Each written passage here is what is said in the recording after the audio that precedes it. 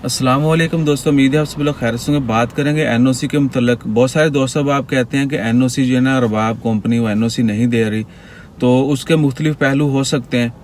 एक तो ये है कि कुछ कंपनीज जानबूझ के डिले करती हैं, क्योंकि आपको पता है कि सिचुएशन कुछ ऐसी है इकॉनमी की वजह से, तो वो इशू नहीं करते एनओसी, ताकि बंदा जो है ना अपने मुल्क में जैसे तैसे करके चंद दिन गुजारे, जैसे ही हालात नॉर्मल हों तो उनको वापस बुला लिया जाए।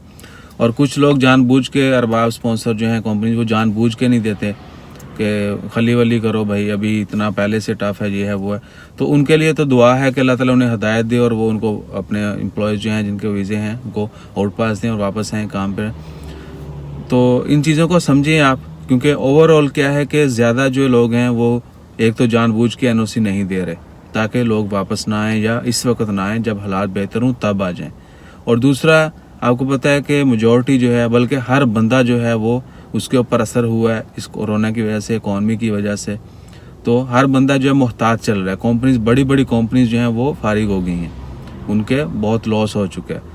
तो इसलिए वो अपने जो एम्प्लॉयज़ मुल्क से बाहर हैं, ओमान से बाहर हैं, उनको एनओसी नहीं दे रहे, वापस आने की इजाज़त नहीं दे रहे, कि जैसे ही हालात ठीक होंगे, थोड़ा इकॉनमी बेहतर होगी, then they will allow them. और इसलिए गवर्नमेंट ने भी जो है जिनके वीज़ा एक्सपायर हो चुके हैं उनको अभी वापस आने की इजाज़त नहीं दी।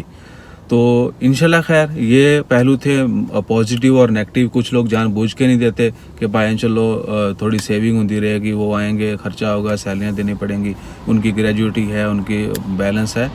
और कुछ लोग जो हैं वो अपनी स्टेबल होने का इंतज़ार कर रहे हैं कि थोड़ा हालात बेहतर हों तब जो है उनको एनओसी इशू कर दीजिए, वापस आ जाए।